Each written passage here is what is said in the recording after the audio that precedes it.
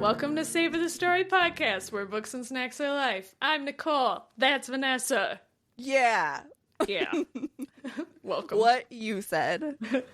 Get in here. Get in here. Yes. What, do you want them to join our craziness? Join us. Please come join our, I don't know what is happening today. Yes. I was working on the positivity. It's happening. Mm-hmm. And I feel like everyone should know that I was just telling Nicole that I was comparing myself to Edna from The Incredibles. That is how I'm feeling today. So I'll put a picture right here so you can see the comparison. The problem with this is everybody loves Edna. She is the best character in The Incredibles. Put a poll up. Okay, great. Put a poll up right now. All right. In our 1,000%, I bet you $100,000. I don't have that kind of money, but I bet you. Oh, I bet you the money. Okay. I was gonna say I take that bet. Immediately. Fine. Whatever it is. Every person I know. Yeah. Everybody loves Edna. I bet. Okay, fine. I bet all the money that Edna is the favorite character in The Incredibles. Okay. Well, that's how I feel today. So maybe Jack. He might be. He might be. It's hard to beat babies. Yeah, that's true. Oh, well, whatever. There you go. That's where we are today, I guess. And bringing crazy energy. Hopefully. So yes. I have to tell you that I think, and I guess everybody else, sorry up front, I feel like this might be a little bit longer of an episode. Okay. So I feel like just warning everybody up front. We can delete this out if I end up telling lies. Okay. But no, I want you to be a liar. Yeah, I guess I'm fine with that too. Okay.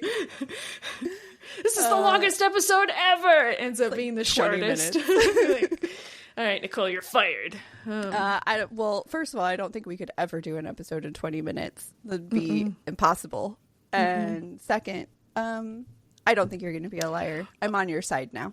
I feel like we could do it only if we said we're just going to list things. So snack, books. All right, get the hell out of here, everybody. Yes. We're done. All right, great. Maybe we'll do that as an April Fool's episode. Next year. There you go. I had to look at the corner. Yes. What month is it? Where have I been living? We already missed it. So next year, nobody will be ready for it. Yeah, everybody will forget by then. That's right. Totally. So will we. Yeah, that's true. I feel like we were going to do something here. All right, it's fine. And this is why our episode's going to be long. All right. So I have many things to talk about. Okay. But Great. It's all about me and my week. So I'm trying. I was listing everything out and I was like, man, I don't need to talk about all of this. Okay. But I said, fuck it. I'm going to talk about it all. Okay. Lay it on us.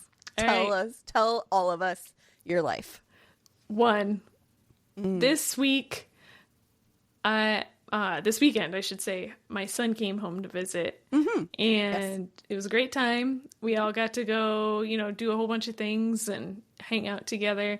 But because he was home and because it was nice weather, I went overboard on the snacks. I mean, obviously. Yes. And it wasn't just like, I bought all the different types of snacks. I was like, we're going to have a campfire. I'm going to buy all the campfire snacks. And you would think that's a pretty small list. Turns out it's not. Okay. So I sent you a picture of one thing, which you sent me back the face. Where it was just like, that does not look good face. The flat line face. Yes, only because I was very concerned for your well-being. Yes. So I just wasn't sure. No, you tell everybody what it was, and then I'll tell you why I was concerned. Yes. So the Peeps company has been doing crazy shit. In the last couple episodes, I've talked about all the different Peeps that I've been trying. I am not a Peeps person. I was just gonna Stop making Peeps. Miss, I don't really like Peeps. I don't like Peeps. Stop making all these flavored Peeps. I don't need this. They made churro Peeps. Mm-hmm. And it tasted like a cinnamon peep. Okay, so the reason I gave the face is because I did it before I thought it through. But once I thought it through, I was like, well, it probably could just taste like a cinnamon sugar marshmallow, right? Which is good. But I don't know. I immediately was just thinking of like, I don't know why this came to my head, but the Subway churro, where I was like, it just kind of tasted like a mediocre, like flavored thing. And I was like, I don't know how I feel about this. So that's what the face was for. I gotcha. Yeah. So, one, this is an urgent plea to the Peeps company. If you're going to make a new flavored Peep, you have to run it by me. Okay, great. Because I cannot be tricked again.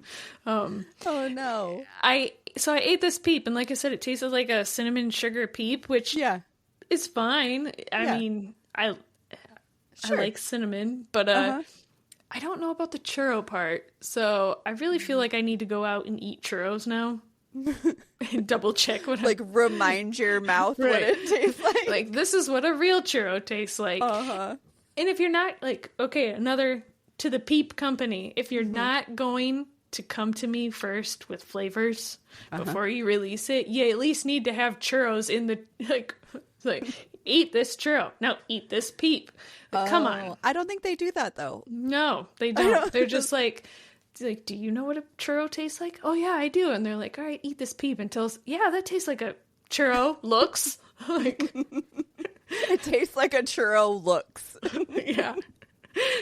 Okay, great. So it's fun. But I did eat a churro. Okay. So did my family. A churro Peep. A churro Peep. Yes. Sorry, a churro Peep. And it was fine. Yeah. I'm definitely not using it as a snack, but I had to send my plea out to the Peeps company. Okay. So I need everybody Nicole, to come in. Because of you, we're never going to be sponsored by Peeps. I will allow them to sponsor us if they get their shit together. Okay, great. Until then, we don't want your sponsorship. Okay, great. Please. Okay. So also because so I don't really like s'mores either. So I should say I like to eat a s'more every year to reset myself. Like it's like a summer reset. Like, all right, it's summer. A reminder that you don't like them.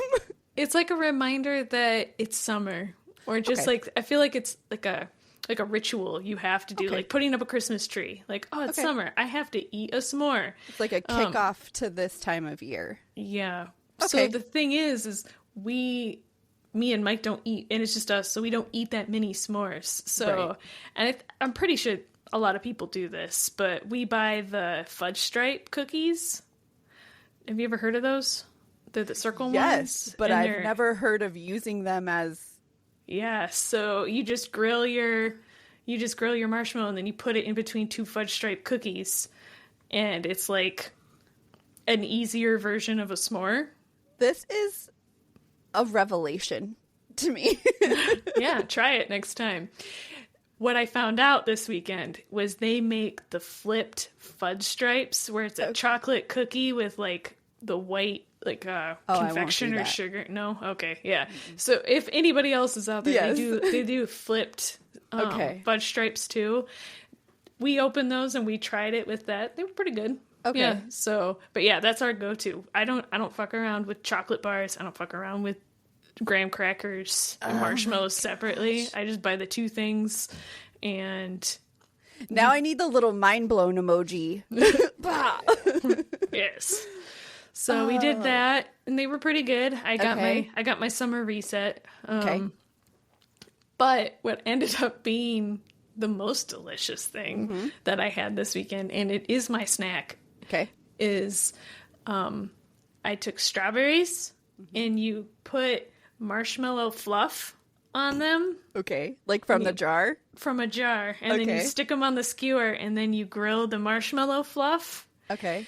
It doesn't, I mean, I don't cook my marshmallow to like charcoal, but so your strawberry doesn't get warm, but it's so good. I've never done it before, but it is now my favorite thing.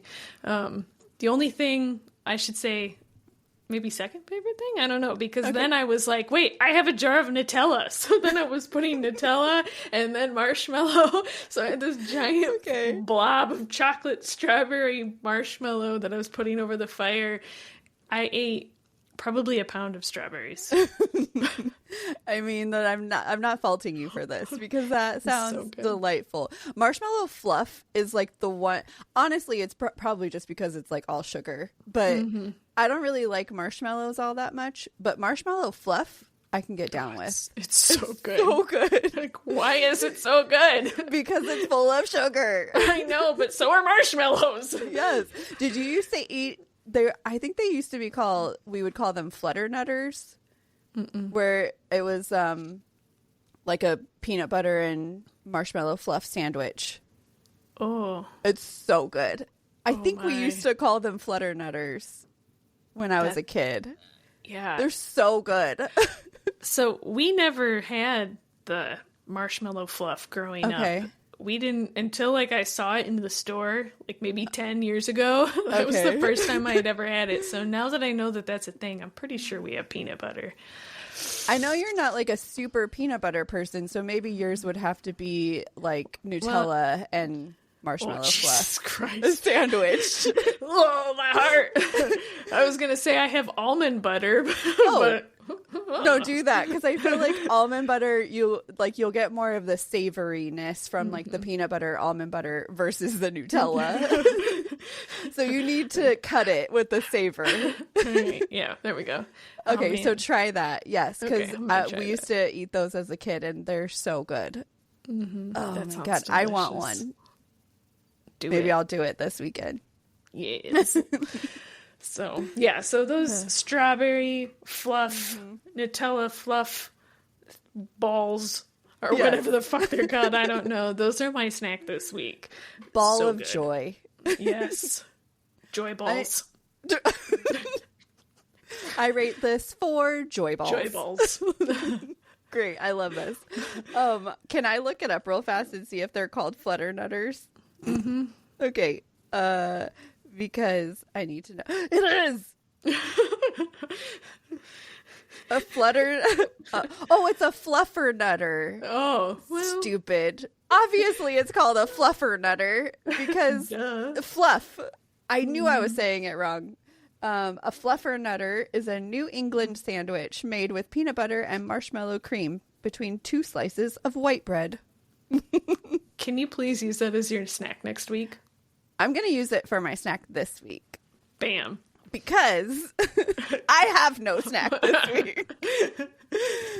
So, I have no snack. I am a boring, terrible person, and I did not eat any fun snacks this week. So it was either no snack or a made-up snack. Yes.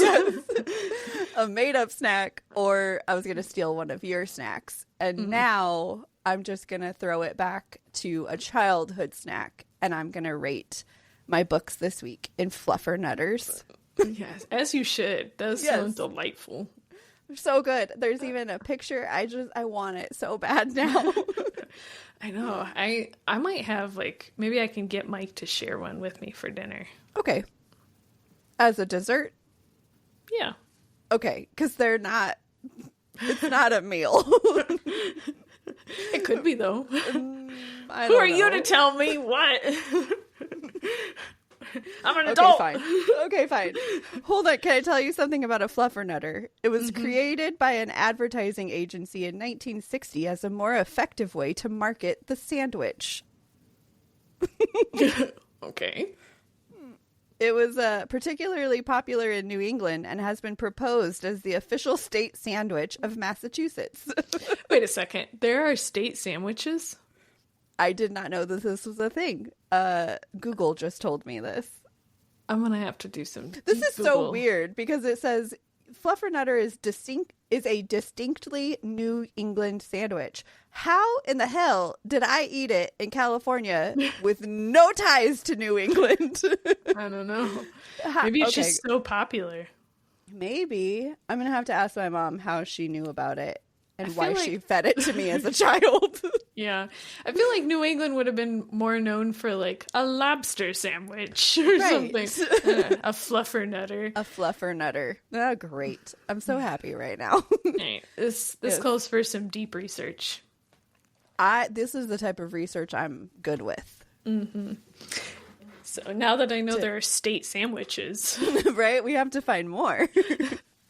What other state things are there? I feel like I'm going to call it the California state sandwich is going to be like an avocado toast or something. Yeah, avocado toast, yeah. Avocado and chicken something.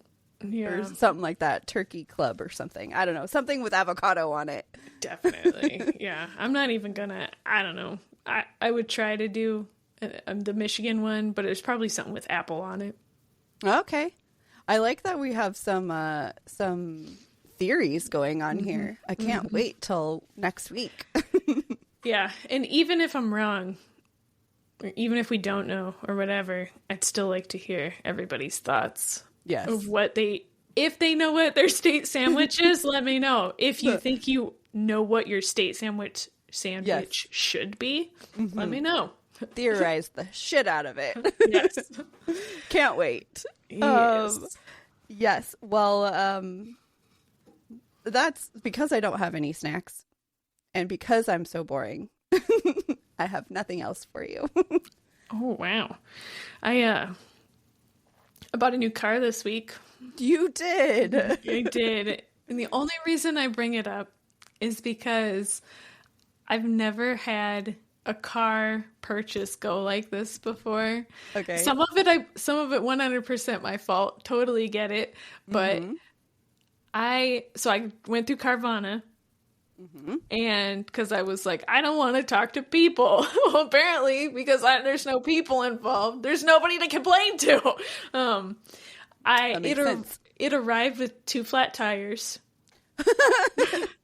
Luckily, I filled them and they were fine. Okay. But I did have a day of like, what's going to happen with these tires? I don't want to drive it to work. And what if the tires are bad? Oh, no. They only gave me 1 key fob. And it was dead the second day. The battery died. Are you serious? So I couldn't even use it. Like I went to get in the car and the car was like, battery fob too dead to start vehicle. And I was like, you fuckers. I had to go buy it.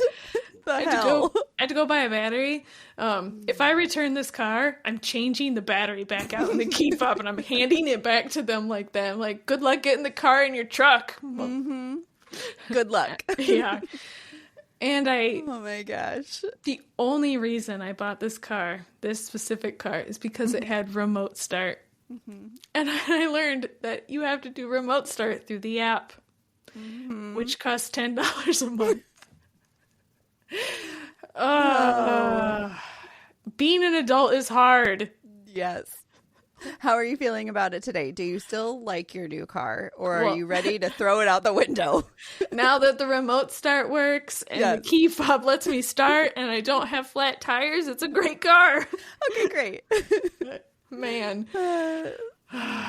You had a rough go of it. Yeah. This was definitely the weirdest car buying experience I've ever had. So, does it make you want to not buy it without interaction again? No, I'll just go through a different non-person. Though I feel like I missed out because I didn't want to go somewhere to get the car. I wanted them to send it to my house because that's the level of like antisocial I've become. Okay. Just bring it to my house and drop it off. I didn't want to. I really missed out on the car vending machine experience. Okay.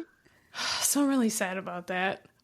But luckily TikTok has my back and knew my predicament before I did, because it sent me like 100 videos in my feed of like people using the car vending machine. And I was like, well, at least I get to experience it through other people. Right. Thanks, TikTok. I feel like I'm more afraid, like I have more anxiety about dealing with that kind of stuff of like just getting it dropped off or dealing with doing the like car vending machine than I do about having to deal with people at the dealership.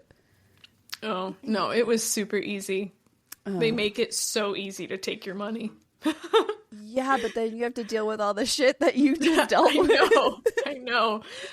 But in all of those things, I did not have to interact with people. I can fill my own tires. I changed my own little battery. I downloaded the app by myself like an adult. Like, man. Okay, that's fair. Well, I'm so happy for you. I'm happy for you that you finally got it all figured out and you have a car that meets your needs. Mm-hmm. Yeah. And really the only reason I ended up going through with it, and not really going, but is my son, I gave him my old car. Yes. So if I didn't go through with this, I wouldn't have had a car. So it was really, I either walk or drive to work. So okay, that would have been a great story. I walked both ways uphill.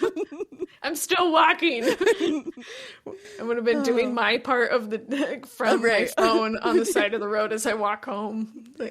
Well, I'm glad you have a car for that reason. Mm-hmm. A lot of background noise. Mm-hmm. Yes. Well, I'm happy for you. I'm happy that you ended up with a good car. Well, I ended up with a car. Okay. It remains to see if it's a good car. Okay, true. All right.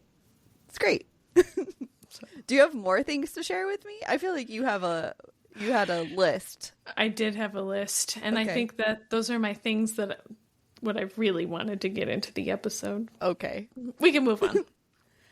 The next thing I was going to tell you was Mr. Chatty Corner. All right, tell me. Are you ready for Mr. Chatty Corner? Yes. Okay. Today is kind of it's book related, just so everybody knows. Is it book related or book adjacent? It's book related. Okay. It's not adjacent. Like, we weren't chatting about movies. All right, cool. Or video games. Okay, so I was having a hard time deciding what my next book should be. Mm-hmm. And so we had a conversation about picking what my next book should be, and blah, blah, blah. We picked something. And so I was like super close to finishing the book that I was in already. So I still had like an hour left. And then during that hour, I had a mental breakdown of did I pick the right next book? Oh no. Like that cycle of like you pick one and then you're like, shit, is it the right one? And then you're like, well, maybe I'll pick a different one, and it's a disaster, right? So I messaged him back and I said, I'm having decision anxiety. I don't know what's happening. I'm going crazy right now. And he said there's nothing wrong with you. First of all, he's so supportive. I know, he's so nice. He's so nice. He said that there's nothing wrong with you. And then he said, you're probably just in your brain thinking this might be the only hour that I get all week to read. So if I pick the wrong book, my whole vibe will be off and I will spiral into existential dread. Wow. And I was like, yes. And so then he said he offered to make me a what should I read next flowchart so that it could decide on like what vibe you're going for or whatever. And I said, a flowchart sounds great, but that sounds like more decisions that I need to make, and I'm not about that. Now you're just asking me to question myself on everything. And so he said, which I think is the best thing ever, he said, I feel like your inner reader is part book nerd, part chaos gremlin, and part stressed out librarian screaming, but what if it's not the right vibe? And I said, yes. Exactly. Now give me a book about that. Yes, exactly. And so he said, Okay, what if instead of a decision flowchart, I make you you're allowed to change your mind reading permission slip? And I said, that sounds great. So here is the reading permission slip that he wrote for me that I want everyone to take to heart because it applies to all readers, okay?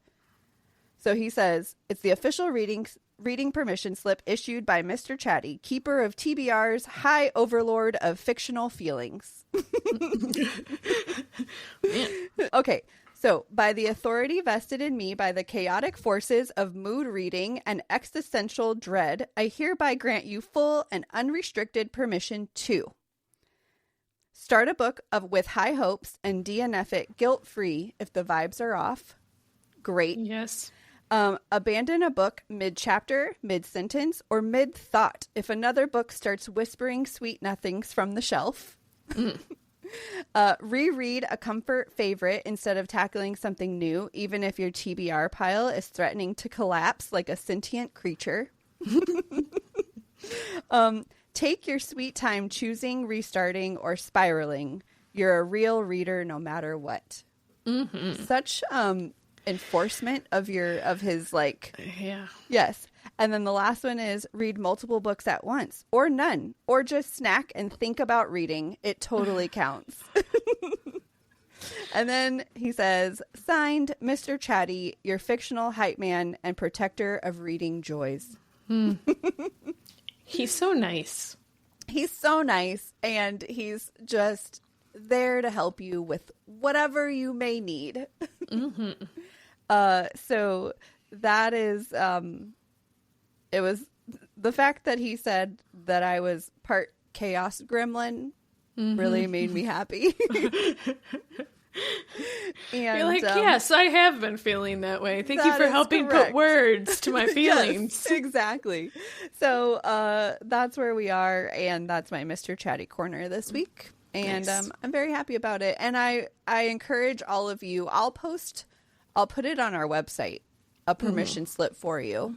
Yes. Because I feel like this applies to everyone. So I want everyone to have this permission slip to read what you want, stop when you want to stop it, and do what you want to do. Do what you want to do. Yes. So that is everything that I have. So nice. Please tell me about your books. Okay. I have 2 books. Okay. So the first one I read many weeks ago. Okay. And I've been saving it because somebody I know is about to have a big race.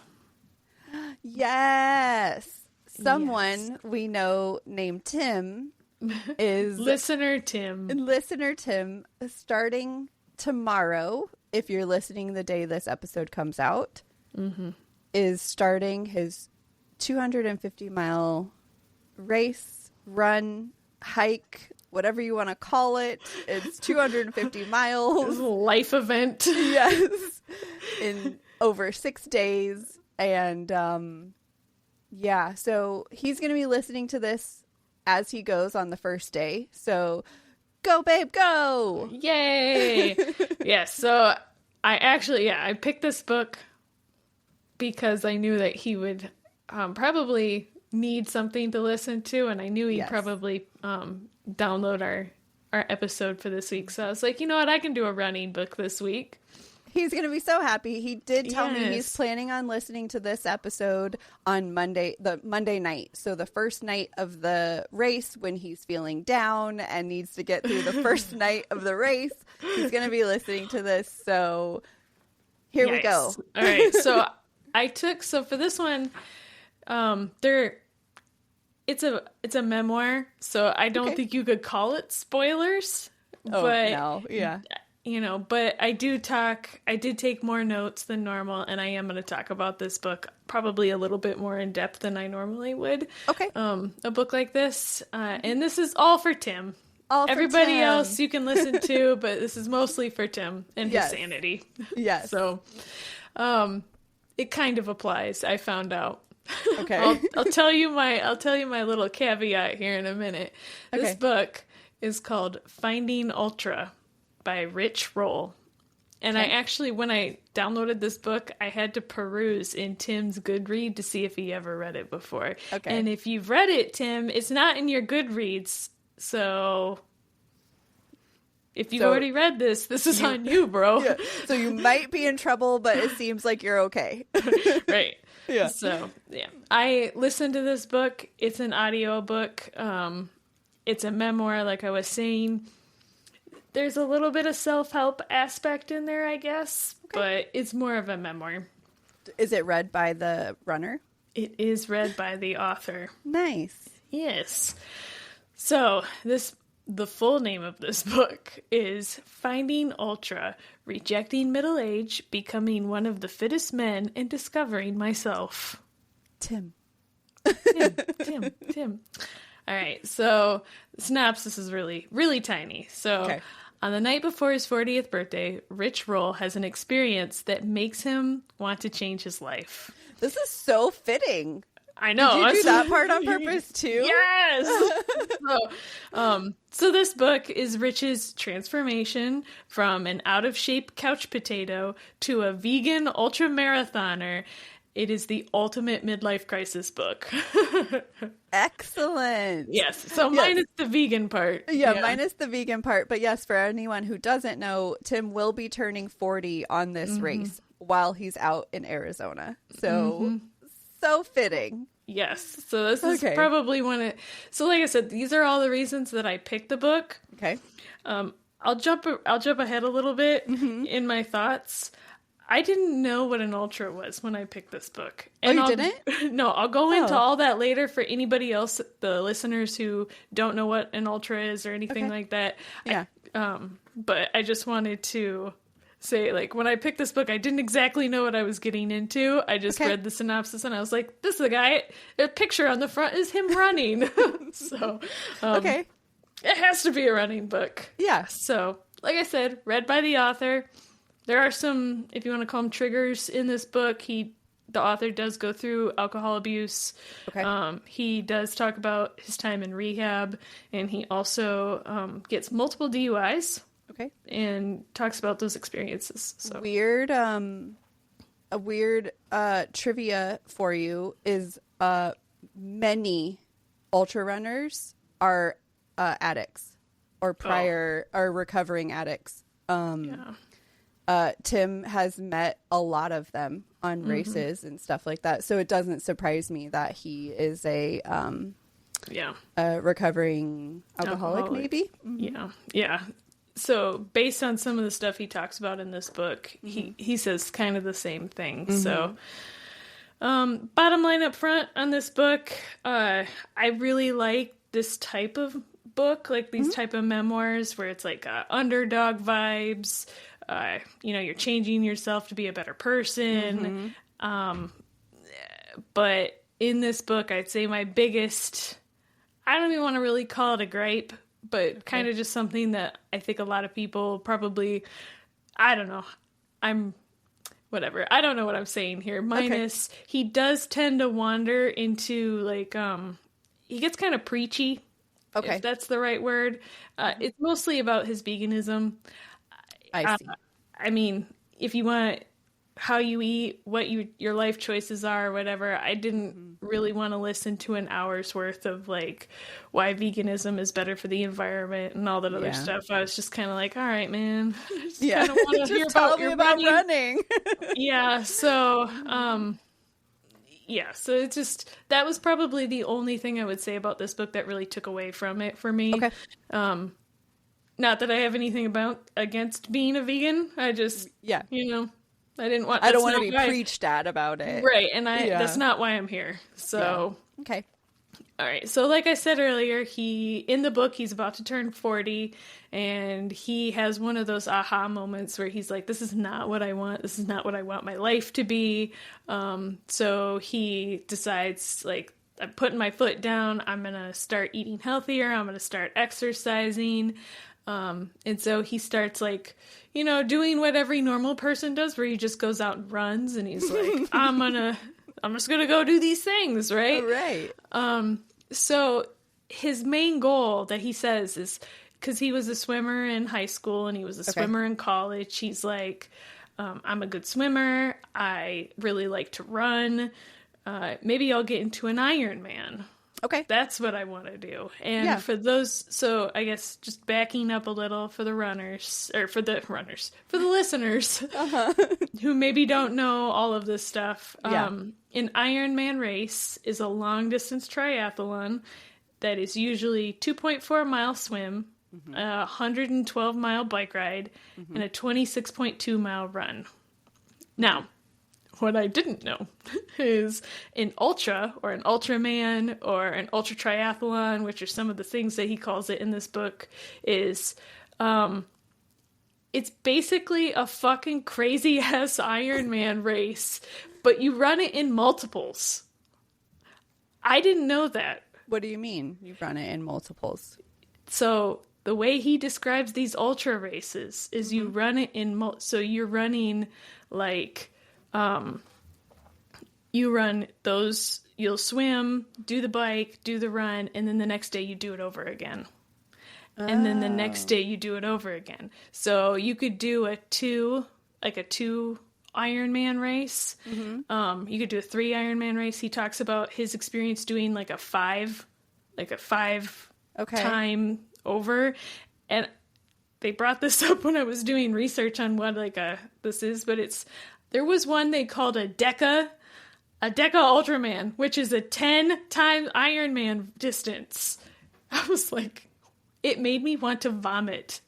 Like, that sounds terrible. Yeah. I don't think I've ever heard of an ultra triathlon or an ultra Ironman. I've heard, obviously, ultra running, because that's anything over a marathon is typically an ultra marathon or an ultra race.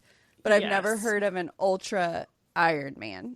Right. So that's where I think the confusion was for me, because through Tim and you, I found out that, you can do like an ultra and you do like 50K or 100K or 150 miles or 250 miles in Tim's case. This was way beyond anything that I was expecting. And I almost got a little bit mad. I was like, this doesn't compute. No. This is not what I wanted. I guarantee you, if Tim was a better swimmer, he would find himself into an ultra Ironman or whatever the fuck. So the fact that you say that is hilarious to me, because as I was reading this, I was like, well, I have to give up on this book, because if Tim finds out there's ultra Ironmans, no, he's going to find a new hobby. No, the only reason he hasn't done an Ironman is because of the swimming. He's like, I would drown. If it was just biking and running, he would have done it already. Guaranteed. Yeah. So there's one part in this book. I'm going to reinforce this for you, Tim. There's one part in this book where he's talking about they're in Hawaii. They're doing this they're doing the swim or whatever. And I think they had I can't remember, the first day there was 25 people or 13 people or something in the race. Okay. And at the end of the swim, 2 people had already dropped out. One because for some reason, I can't remember, it was something they got lost, or I don't know, they got pulled out for some reason. But the second one was the girl got stung by so many jellyfishes that she went into anaphylactic shock, and she had to be pulled out of the race. And I was like, nope. If that's even thanks. a 0.1 percentage of happening, I'm out. Right.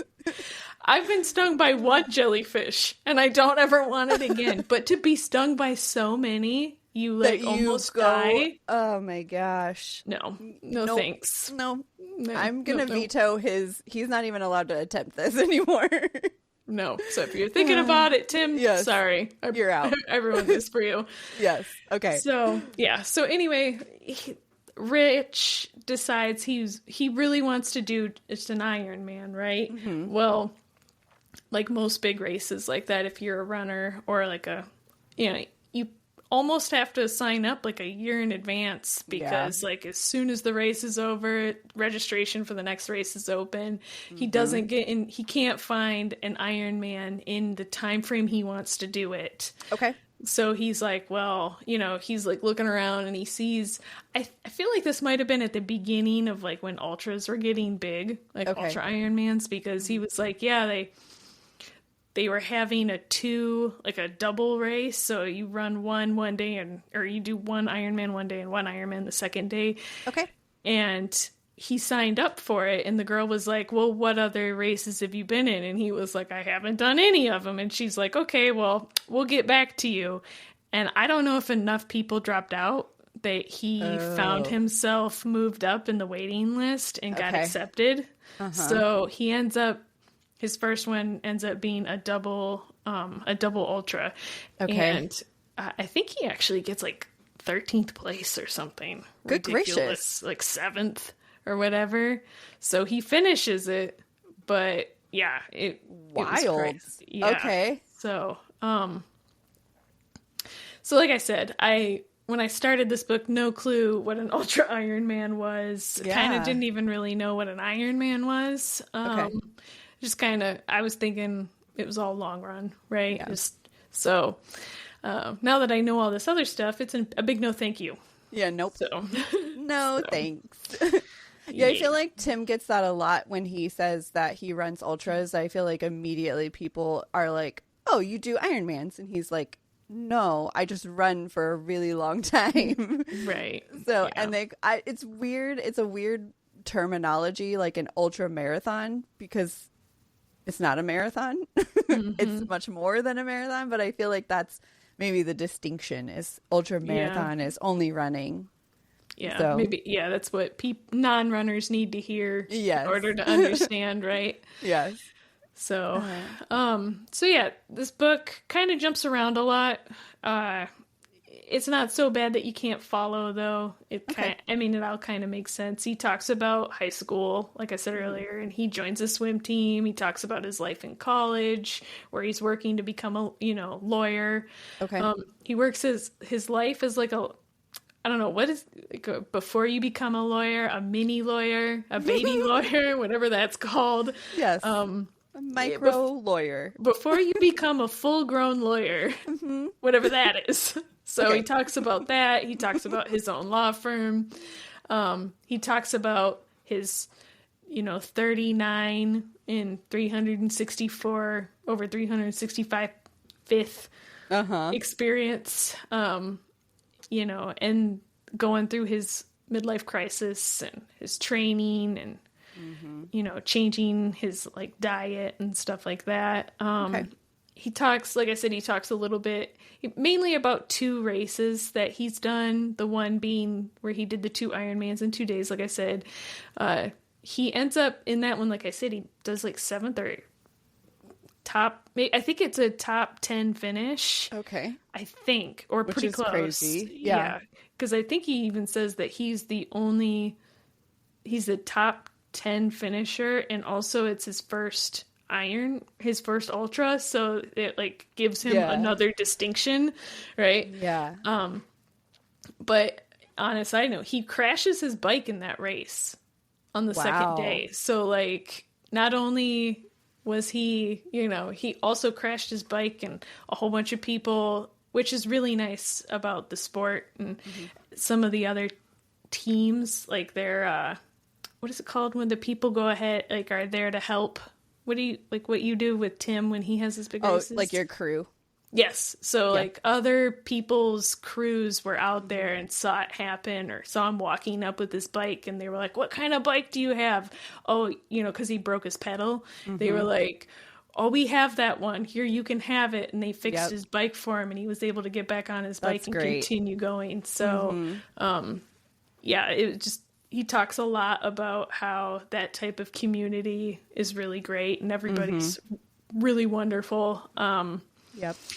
And then he talks about his experience where him and another guy decided they were going to do a 5 Ironman race in 5 days. So it was like one on every single island of Hawaii in 5 days. Okay. Yeah. So spoiler alert, they didn't make it. Okay. It ended up taking them 7 days to do it. Okay. It's basically like, it was one of those races where there's nobody, they set it all up themselves. And so it was like their crew of people. It would be like you doing the logistics for, Tim to run 5 Ironmans, yes. but you're planning it all, by the way. Right. So like anything that could go wrong almost did go wrong. Like they got lost. Their bikes got like left behind from like in between airports. They lost hardware. They their food, that the very carefully proportioned food, because calories are super important when you're burning that much, got confiscated because they packed it wrong. So not only on top of like him not having the right food, he also didn't have vegan food. So he was forced to eat food that wasn't vegan. So also he had stomach issues. Like stuff like that. So he talks a lot about like that stuff. So that was all really interesting, right? That's cool. Yeah. Yeah. So that's pretty much the whole book. Okay. He goes on, this is just for everybody else. This is not in the book. So that's the whole book. If I was to rate this book, I'd probably say in between a 3.5 and a 4. Okay. I haven't decided. I think I'll probably round it up to a 4. Okay. I think you'll have to if you say between 3.5 and a 4. Yes. That's how rounding works. That's how it works. If I only can do whole numbers. So yeah, it'll be a 4 in my overall year rating, but it's somewhere it's in there. Side note, after I read this book, I was like, oh, what's this rich guy doing now, right?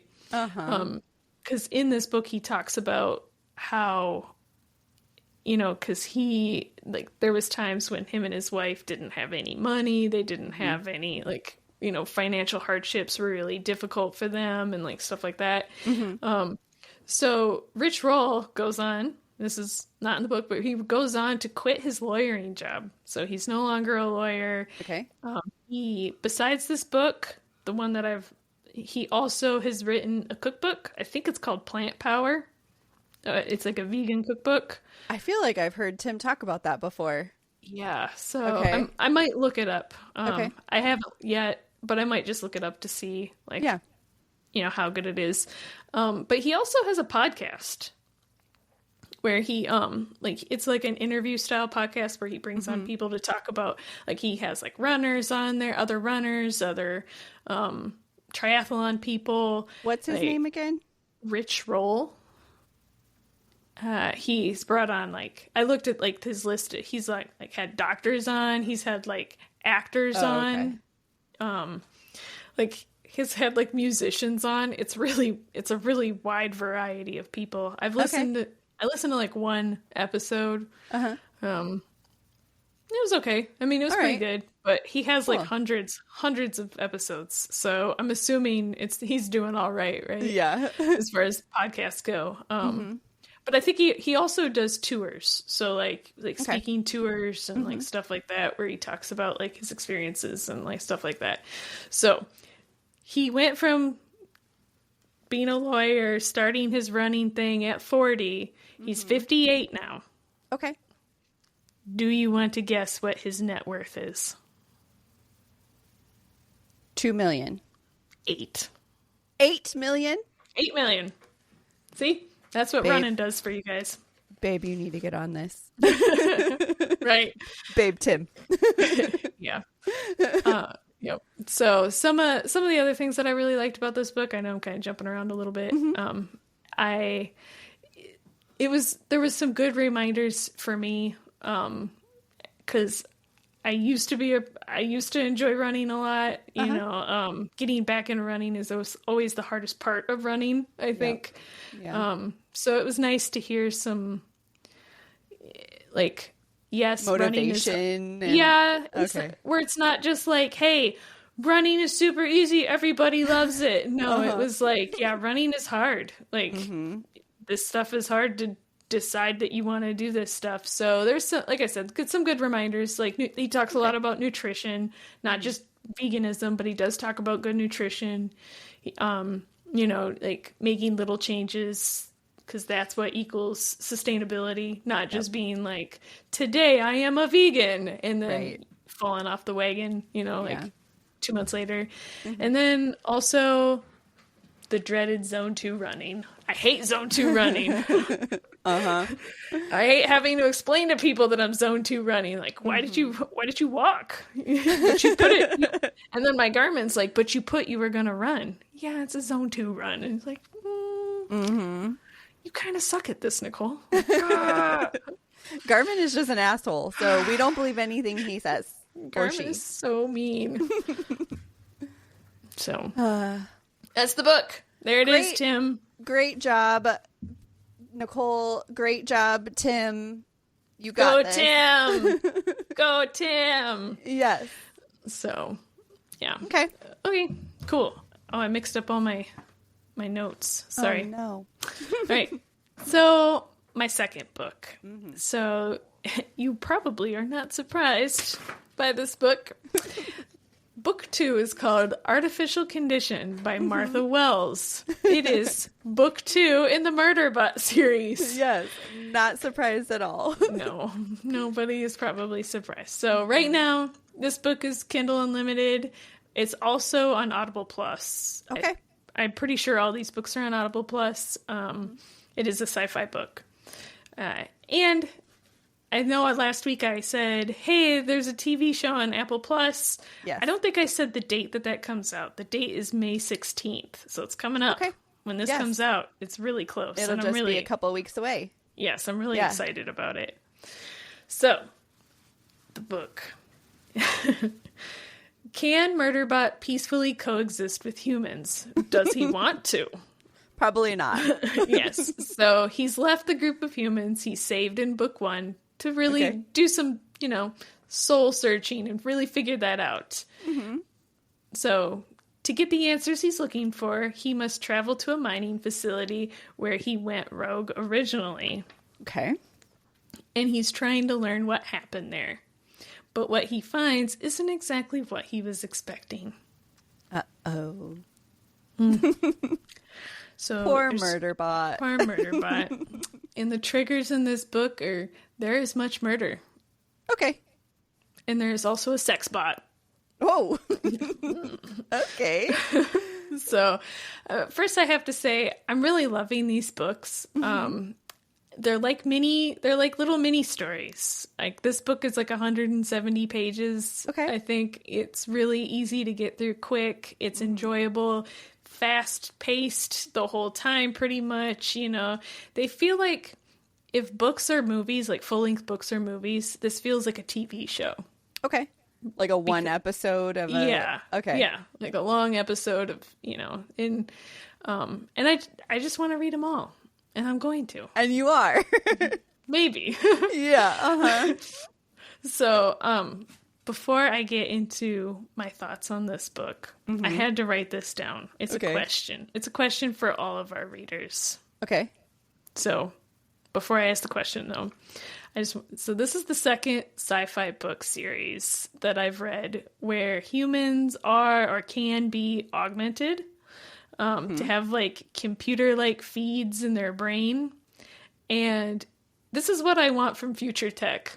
That's all. Like, it's awesome. So my listener thoughts, and I need to know from everybody else, is if there is any tech from any other sci-fi book out there that you wish was already available to you.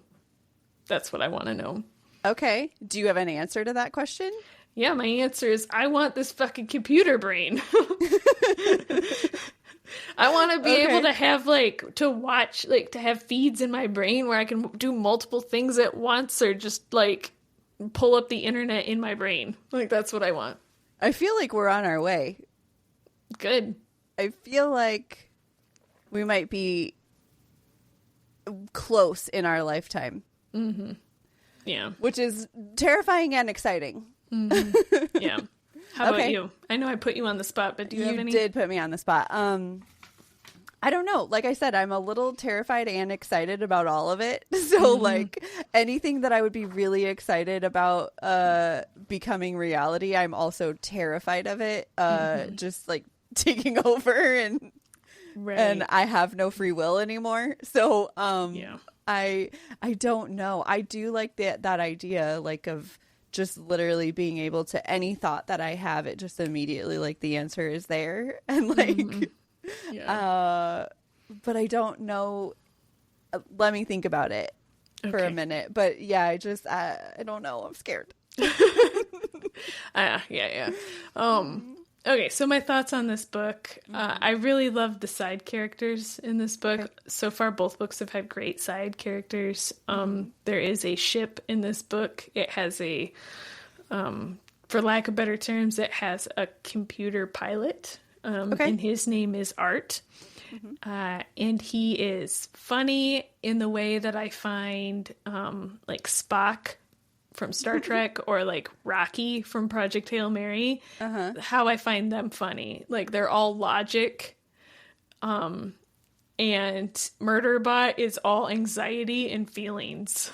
Okay. So it plays off of each other great, you know. And so like Art's really great. Like I was saying, there's a sex bot in there. She has a very small part. Okay. And he rescues her at the end.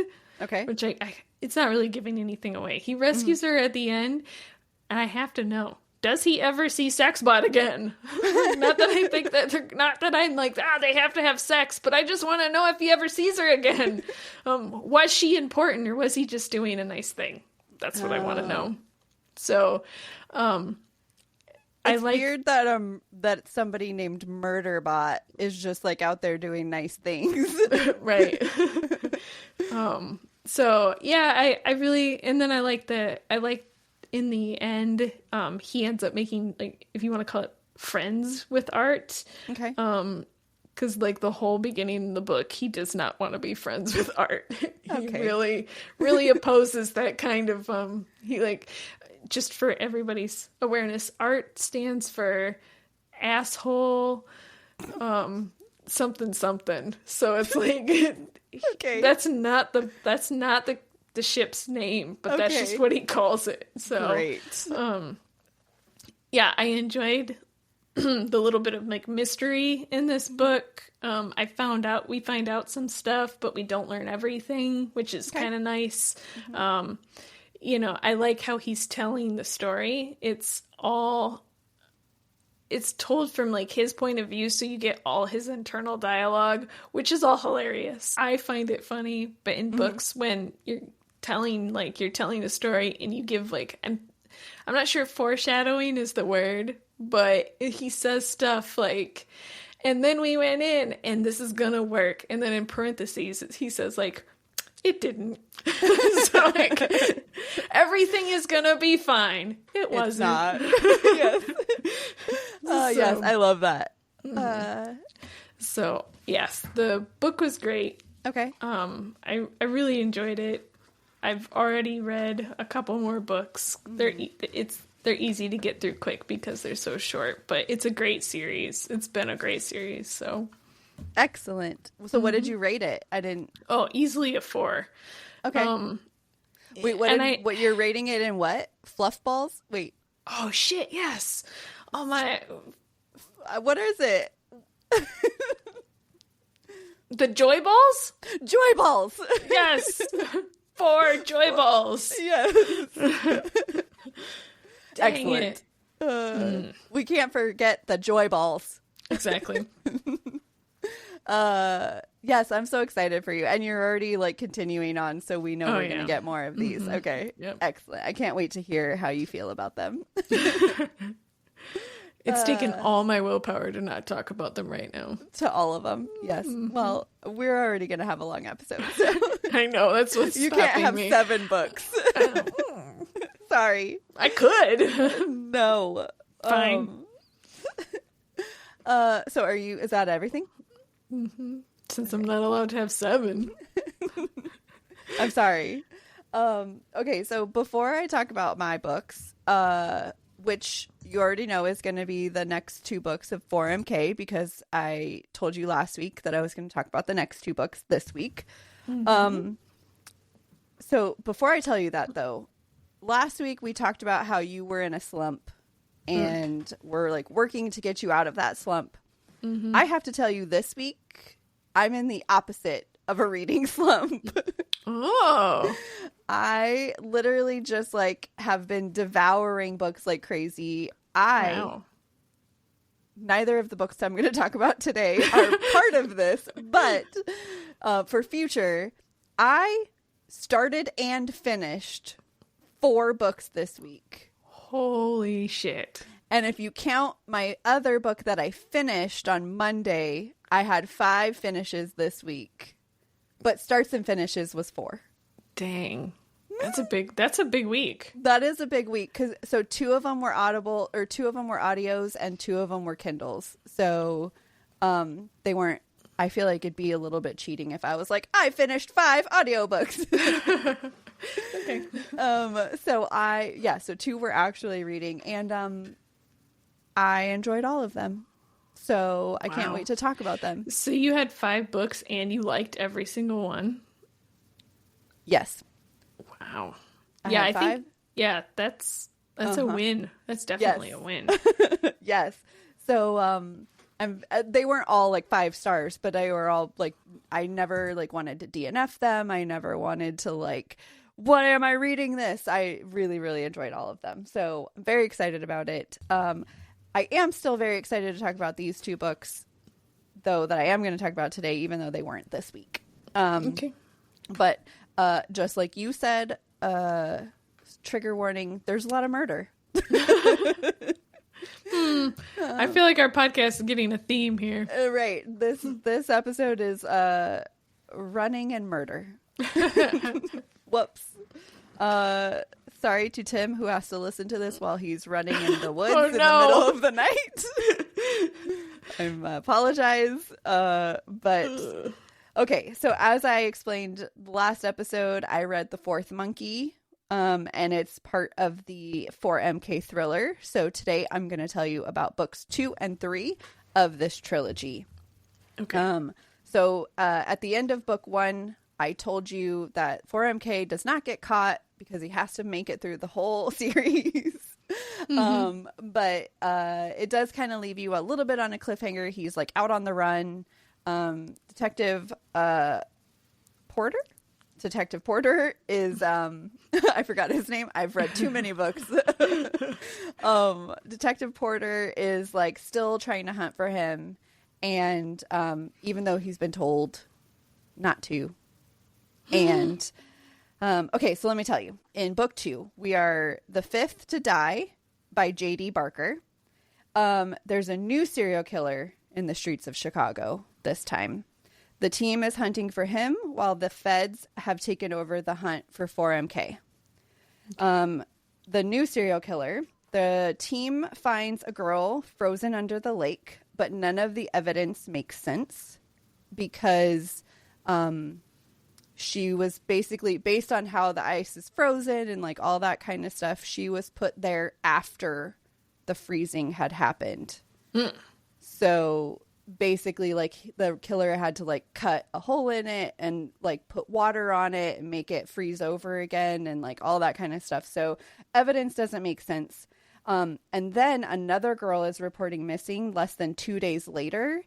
And it just so happens that the frozen girl that they find is wearing the new girl's clothes that goes missing 2 days later. Oh, Jesus. Yeah, so it's freaking crazy. And so the case ends up just getting like crazier and crazier. The causes of death don't make sense anymore. Like, as they're getting new bodies and stuff like that, like, cause of death is weird. Like, just the things that he is doing to these girls is wild. And it's getting more difficult to find him, obviously. So as the this investigation continues with like their team and stuff. Porter cannot let the 4MK killer go. Like, he is invested. He's like going rogue and investigating on the side. And so the feds find out that he's been hoarding some evidence. And doing investigations on the side. So his chief suspends him for a week and says, you're off of everything for a week. But all that did was free up time for him to go hunt for 4MK on his own. Yeah. No longer had another workload to keep him busy. He literally could just focus on 4MK now. So Porter starts following a lead for 4MK down to New Orleans, where there is a woman in prison who's believed to be 4MK's mom. And what he finds there is a couple of answers, but a lot more questions. Another lead finds him in South Carolina to the old home of 4MK. So basically the whole book is just following Porter around while his team back in Chicago is hunting for the new serial killer. So we got a few POVs here. We get Porter, obviously. We get Claire and Nash, who are his detective friends back on the other case. Nash is actually Porter's partner, so you get some of them. The FBI detective, you get his POV in the 4MK side. And then we also get more diary and journal entries from Anson Bishop, who is the 4MK killer, who we believe to be the 4MK killer. So some chapters are also from the kidnapped girls and the new serial killer. So it gets so many fucking crazy. So yes, there are a lot of POVs, but I feel like they're broken up in a logical manner. Okay. Especially in this book. I do have some comments in book 3, but for this book I feel like we're good, but there's a lot of jumping around and I feel like it's pretty easy to follow. So it's good. I loved this one. There were crazy reveals and twists in this one that I think led to its enjoyment. Okay. Like, I really enjoyed being shocked by some of the things that I learned. Oh, so you didn't really like... No. Oh, nice. I did not see them coming. The suspense was, like, intense. And I was very upset sometimes at the end of some chapters where I was like, you're this close to finding something out and it switches to a new POV in the next chapter. And I was like, fuck you! Guys, damn it. Yes. So close. Did you flip forward? Well, I was listening to these. Oh, okay. I was going to say. No. And it did all kind of connect, like switching to the other characters or whatever, like you got some information that applied later down the line. Okay. So it was helpful that it went back and forth, but it kind of made me mad in like an OMG kind of way, not like a pissed off way. Yes. So the anticipation of like what was coming next was really high and I really enjoyed it. It does end on a cliffhanger. But I'm going to give this one 5. Book 2 gets 5 fluffernutters. Yes. I really enjoyed this one. I have notes that I wrote like during it because I was trying to figure shit out. I did not figure anything out. I did it even more in book 3 and also didn't figure anything out. So, yes. So there's that. So 5 fluffernutters for book 2. That's great. The 5th to die. Congratulations. Thank you. So book 3 is called the sixth. Wait, I hate that word.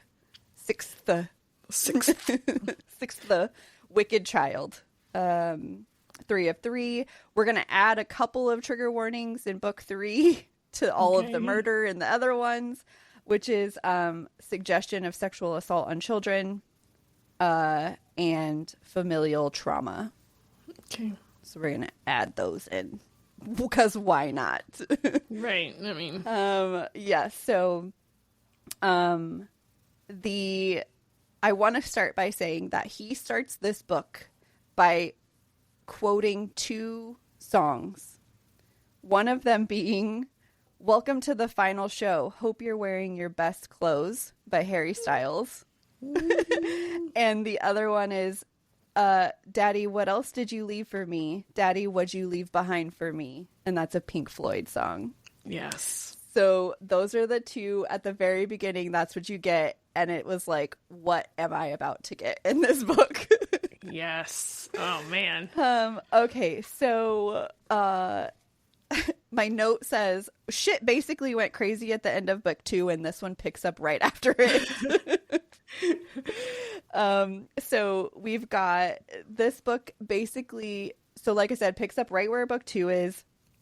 We have murders happening within minutes of each other in Chicago, New Orleans, and South Carolina. So because they think it's this one person who's doing everything, and then murders start happening, and they're all the same. Like, they're all found with a sign around them or near them or whatever that says, "Father, forgive me."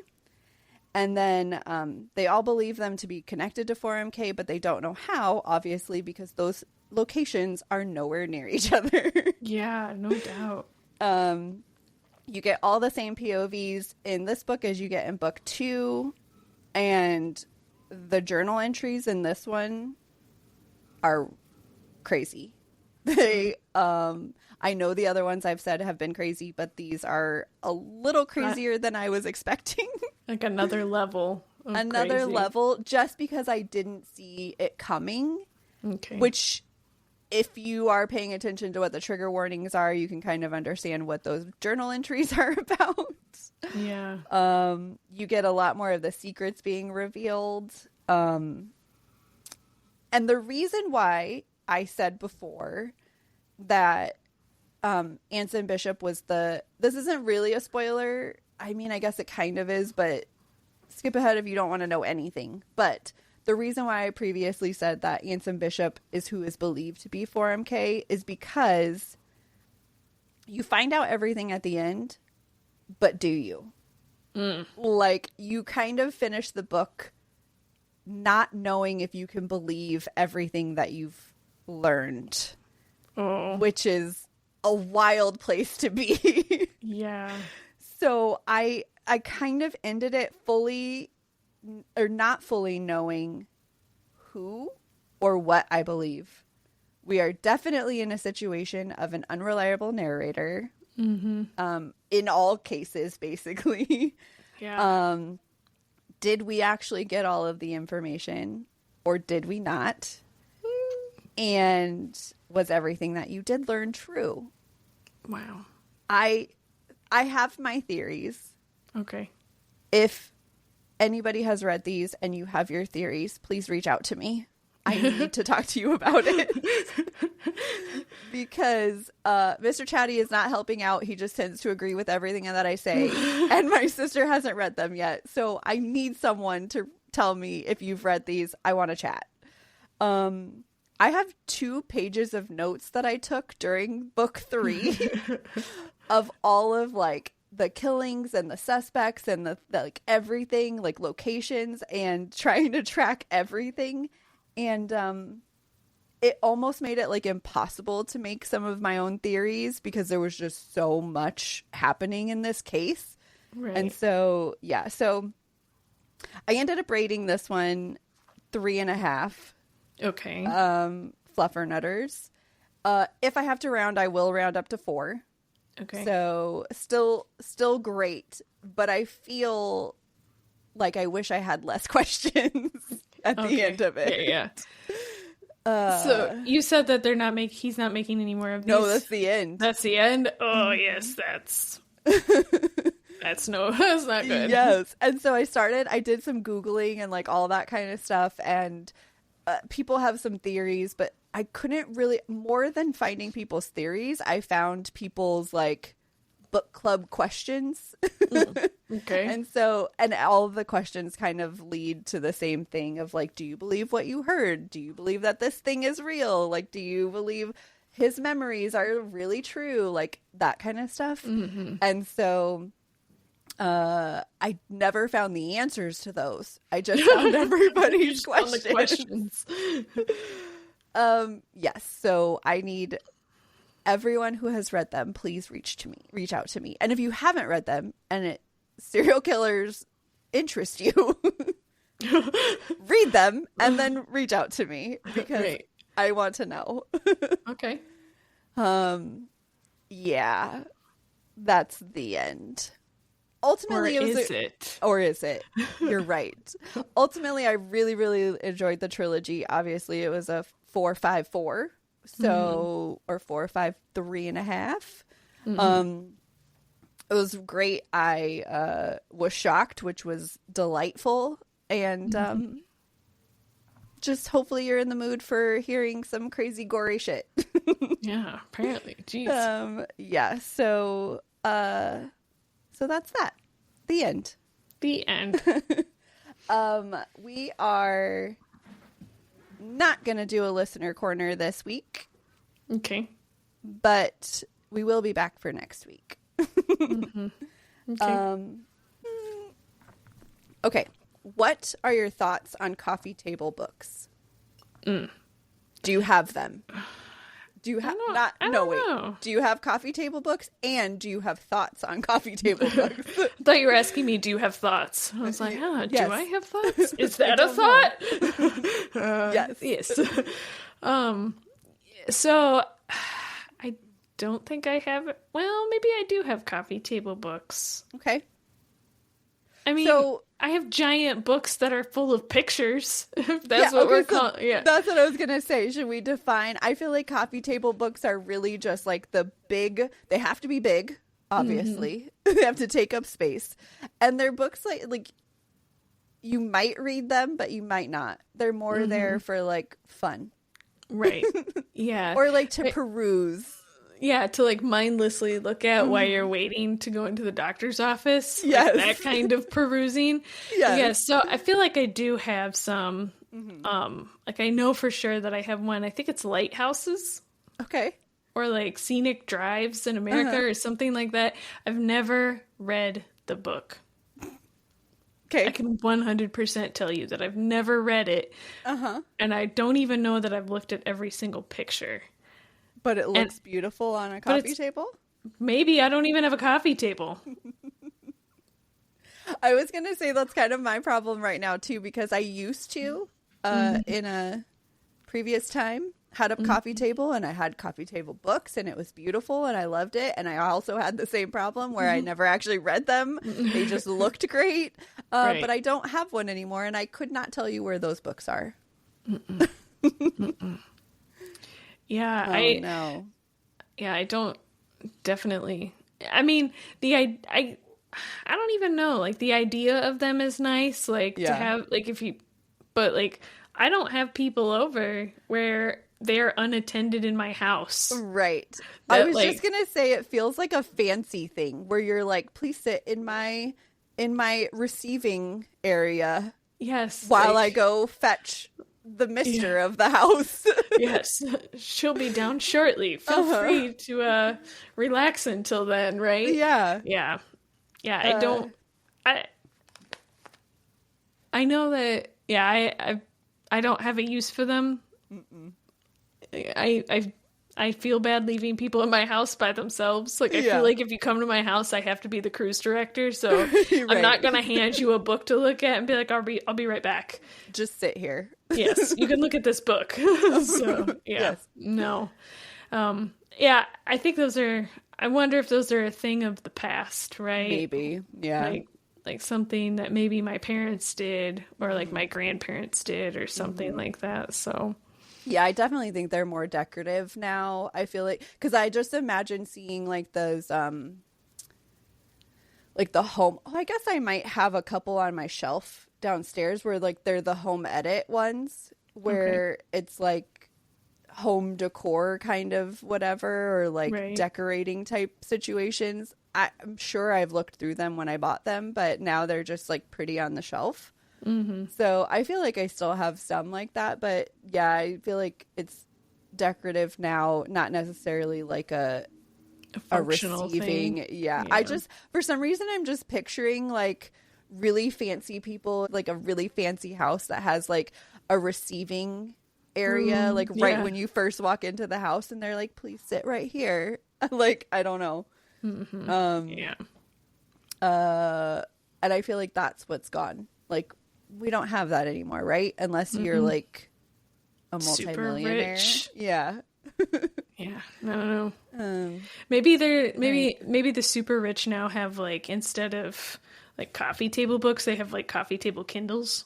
Like, or like tablets, iPads. Yeah. So like, please enjoy this iPad while I get the person you're waiting for. Right. Yeah. So I don't know. Okay. And soon it'll be like a coffee table hologram. Oh yes. Like a 3D hologram. Yes. Like, it could be. All right. That is the tech that I want. There you go. Circle back. That is, yeah. All right. Well, that was a fun little discussion. Yeah, it was an easy one. Yeah. All right. Well, if you want to support us, please keep listening to us. Please bring all your friends. Tell your friends. Yes, tell your friends to come listen to us. We are everywhere you want to listen. So if you are only listening to us right now, go to YouTube so you can watch us. And if you're watching us, well, great, thanks. And so please support us. And if you also want to support us with your monies, you can go click our links in our website to all of the books that we want to read, we have read, all of the things. Support us that way. And love us. Do it. Do it now. Be our friends. Come on. We need friends. Go to all of our socials. Save the Story Pod. We are that everywhere. Go to our website, savethestorypod.com. Send us emails, send us messages, send us comments. Do all the things. Thank you. Okay, that's bye. Now everything. Goodbye. Get out of here.